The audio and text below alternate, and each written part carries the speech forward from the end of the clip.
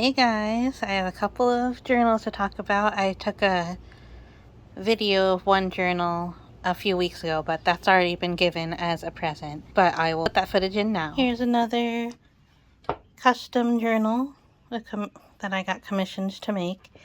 And I got a little bit of information about the recipient, that she likes like a nice fresh green, and she's a writer like me, and the main character, or the characters that she tends to work on, are fantasy related and witches.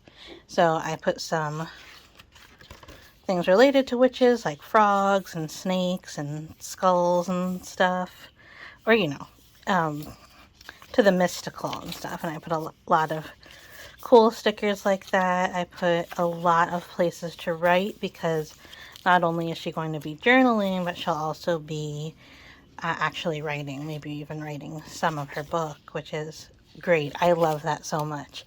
So here's like a nice witch themed coloring page, and I was able to get even some book pages that had like witchy elements, or dark elements, and then some like medicinal herbs and stuff, and like what they're used for. But mostly lots and lots and lots of pages to write on.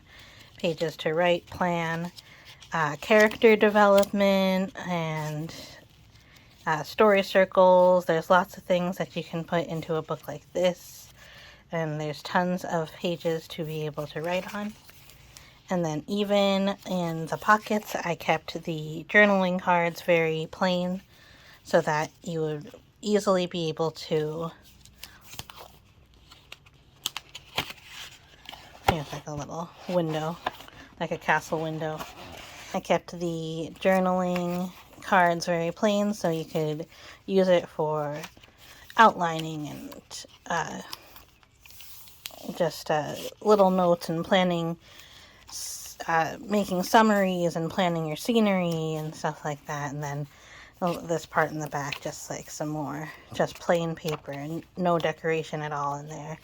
And but I made this one a very, very nice, hefty, thick book, lots of pages, and lots of places for her to write. This bad boy here is the real labor of love on this journal is the embroidery that I put on the front. So this is made for someone whose nickname is Emu. So I stitched this whole emu on it. And this took a while, so because I couldn't spend that much time on the rest of the book, because I was spending so much time on this, I kept the inside of the book really simple, but also very impactful. So I wanted to look through that. So this cover has the emu on front. It is a plush cover, so the emu is even a little plushy. The tactile of this is so good. I don't know. There's something about embroidery that I love to touch. Embroidery is pretty resilient, so like even if she puts this in her backpack or something and it gets knocked around, it's still going to be pretty good as long as it doesn't snag, and I think that'll be fine. But I kind of like just stitch together some different color, like this is like upholstery fabric, and this is just some fabric that I picked up. And then, so this is a birthday present, and her birthday is in Leo. So I said, happy birthday, Bodacious Leo. And then I put in a couple of prompts at the beginning, just good ways to kind of check in with yourself. A birthday, just like New Year's Day, is a time where people are very self-reflective. So I like to have these little check-ins. So this is, how do you feel in general? I'm just going to go through these really fast. How do you feel physically? How do you feel emotionally? How do you feel spiritually? How is your personal development? And how happy are you with your recreation? And These are questions that you probably think about regularly, but you don't often like write it down. So now we have, what are you leaving behind last year and what are you taking forward with you? And I put those side by side so you can think about both. Achievements and abilities unlocked from last year. Fun memories and good times. Current faves. TV, music, movies, anything. Gratitudes. This came from a book that already had prompts, so this is particular goals and dates. And then this is E for emu, and there's some little journaling cards in there. This Leo season, choose a focus word for this year. Meditate on what your intentions are for this season of your life. And then it's just a bunch of blank pages after that until we get to Virgo season. For this Virgo season, focus on your environment. Declutter, organize, move, stay still. Do what you need to do to make your physical space work for you. So then I did that for every season. Oops, did I miss one? So I did that for every season, every zodiac sign, and I related it back to what is often happening in our brains and in our environments during that zodiac sign and that season. This Libra season, reflect on how you feel balanced, what feels a little off. Connect deeply with those around you that make you feel stable.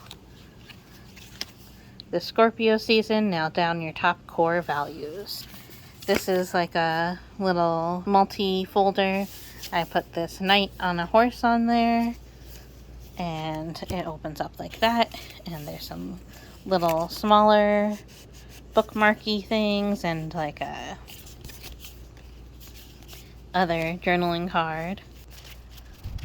This Sagittarius season, do something you have never done before. Travel or host a gathering. Those three kind of don't go together, but was that Sagittarius? Yes. This Capricorn season, set life ambitions. Are you already working towards them? Alright, and then here's a vellum. And this Aquarius season, embrace creativity. And then this is a way to kind of open it up so that you don't have to necessarily write anything, or if that's how you're creative, you can write whatever you want, but it's a place where you can also just take the whole Aquarius season and just draw every single day. And I love that. Here's another folder with some more journaling cards. And this Pisces season, practice forgiveness, seek to understand, volunteer, or donate. Some of the prompts are very self-reflective and very personal, like the creativity one. This one is more socially connected, so there's always something a little bit different. This Aries season, get active and express your unique self. I think I was trying to say, express your unique self. And then right here, I put in a little upside down dictionary page of emu. Oh, I think, did I show that there's another little emu here? That might be an ostrich. I don't know. This Taurus season, connect with nature and indulge your senses. This Gemini season, fuel your intellectual curiosity. Last folder. This Cancer season, be nostalgic. And then that's the end of the book. Close to your birthday, when it's time to turn the page to your next chapter, it's a good place to kind of reflect on the year. So that could be anything. That could be your self-reflection. It can be on any of the things that you wrote about or thought about, or just things that happened. So you kind of can go back to the beginning, to where you have a lot of these self-reflection questions, like what are you leaving behind?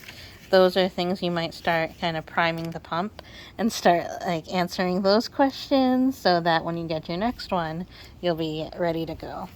I just put this little like jeans thing that I found. It's just a tag that was on some jeans.